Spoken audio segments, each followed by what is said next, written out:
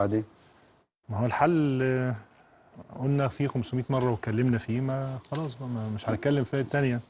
ما الازمات بتزيد. ما هو كل ما الموجود، طول ما الموضوع ما بيتحلش الازمات هتزيد وهتزيد اكتر كمان. هل الحل في رحيل مجلس الاداره؟ معاك انا رحيل مجلس الاداره وبعدين ما هو ده اللي انا بسال فيه. ما ايه اللي هيحصل لو مجلس الاداره مشي وبعدين؟ وبعدين ما انت لازم تشوف حل جذري للموضوع. واحنا خلاص كانت في خطوات بدات تشتغل والموضوع بدا يخش في قصص ثانيه والدنيا هتبدا تروح في اتجاه كويس لنادي الزمالك. فهو ده المشكله اللي بادئه الاساس في كل حاجه. لان واعتقد ان شاء الله يعني قد يكون في حل قريب. يا كابتن يعني اصل انا بس يعني انا عايز بس اعقب على كلام عبد الواحد او اضيف عليه حاجه. ان المجلس ده لما جه كان عارف المشاكل اللي موجوده في نادي الزمالك ومشاكل ماليه و لو مش المجلس ده هيجي مجلس تاني او ناس لجنه تدير نادي الزمالك، ما هو نفس المشاكل هي مفيش حلول جذريه بالنسبه لها. فاللي هيجي بيشيل تركه ثقيله من اللي قبليه. هو ليه الفكر واقف ومحدود في نادي الزمالك؟ يعني انا بدير نادي كبير، وقفت الدنيا على موضوع الارض. لا مهم، معلش يعني انت خلي بالك بس لا انا ارد عليك في القصه دي. انت دلوقتي عندك مثلا المديونات بتاعتك دخلت في 2 مليار او مليار و800. انت جبت استثمار وجبت شركات، جبت كل اللي انت جبته، مستحيل هتعدي 700 مليون. الفرق ده هتعمل بيه ايه؟ طيب وانت لما وجات الحاجات دي واتدفعت. طيب لما انت كده بتجيب ليه صفقات فوق طاقتك؟ بتجيب ليه لعيبه فوق طاقتك؟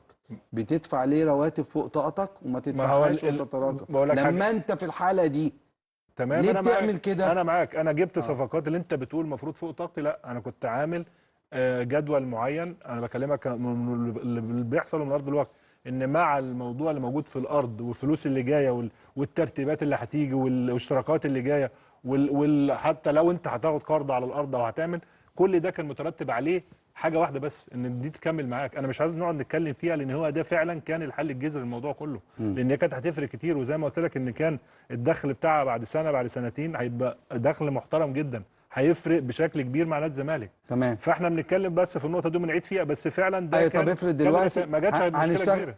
والله مشكله كبيره ما جاتش. هتخش في نفس قصه، طبعا مع احترامي النادي اللي انا بحترمه جدا، النادي الاسماعيلي، هتخش في نفس الدوامه. هتخش في نفس الدوامه. انا بقول لك هتخش في نفس الدوامه. ليك تعليق يا كابتن محسن على الموضوع ده؟ انا ليا تعليق كتير، بس خلينا انا في الاخر عشان ما انت في الاخر اهو. لا انا بس وبعد نقط ثانيه. معلش في جزئيه ثانيه هعقب عليها بس. اتفضل. موضوع المهدي سليمان. انا سامع طبعا ان المهدي سليمان متحول للتحقيق، ما بيحضرش التمرين والكلام ده.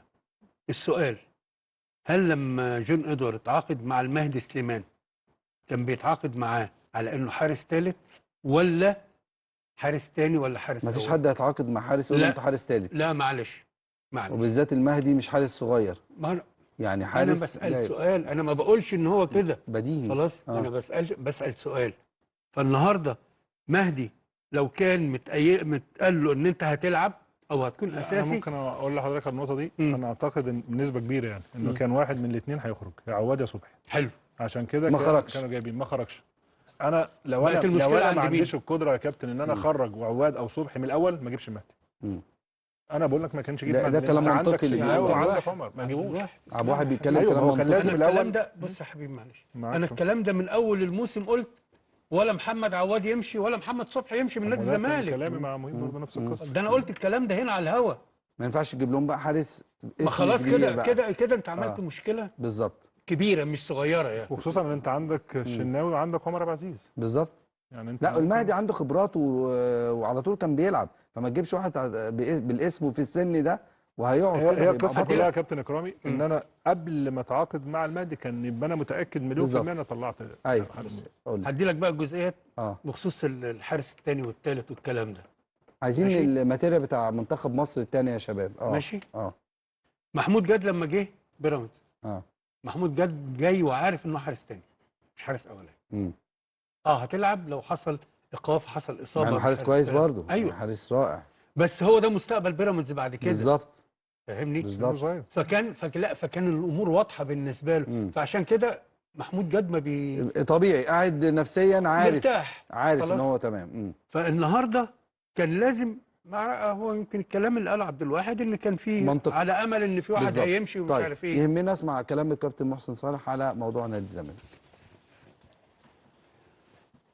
موضوع نادي الزمالك موضوع يعني شائك جدا.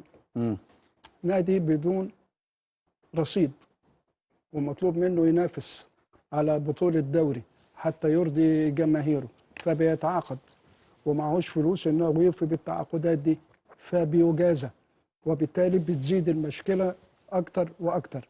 لابد من ستوب وصراحة تامة. يا جماعة نادي الزمالك ما فيش امكانيات ان احنا نشتري لعيبة، يبقى احنا هنضحي بسنة سنتين ثلاثة بعيد عن المنافسة، هنلعب بأولادنا اللي موجودين ده على قد إمكانياتنا لغاية ما نشوف مخرج لهذه الأزمة بدخول، وأنا أرى دخول مستثمر لأنه لم فلوس وتبرعات، وده كل ده ما يأكلش عيش، ما يحلش مشكلة، لأنه المبالغ المطلوبة على نادي الزمالك مبالغ كبيرة جدا.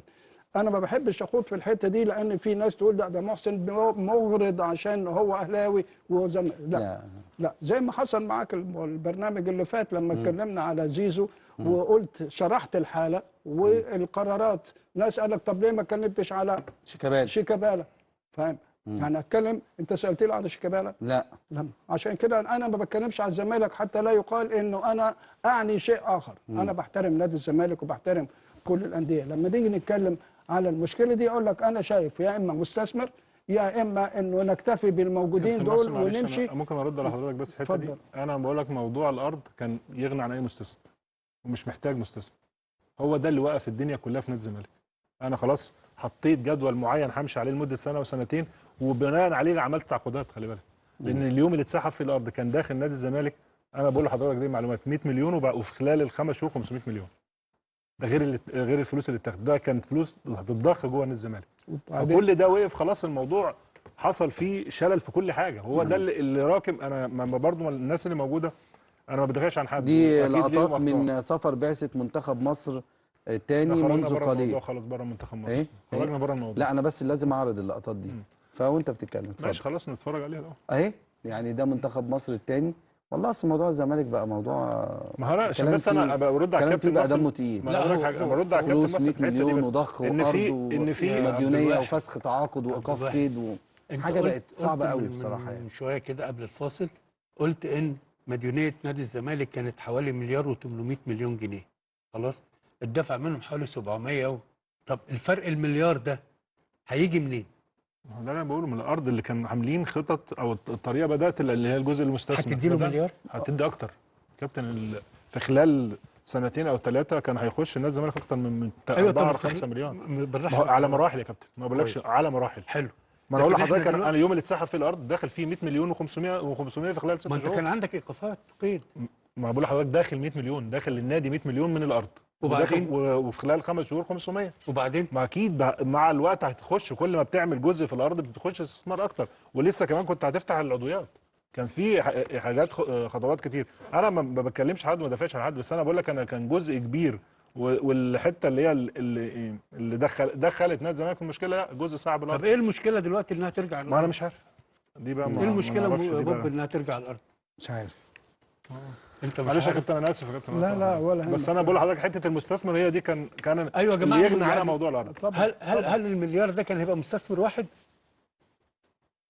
لا يا كابتن، ده في حاجات كتير معموله، في عضويات، في اصلا الجزء اللي كانوا عاملينه الجزء البنوك كان في. بس انا مش عايز يعني في استفاضه في شرح الكلام ده كله. كان في مراحل داخله يا كابتن. انت هتخش في جزء بنوك، جزء تقريبا كان في استثمار اللي اتعمل غير العضويات كانت ليها رقم. كابتن اكرامي بشكرك شكرا جزيلا. حبيبي ونورتنا.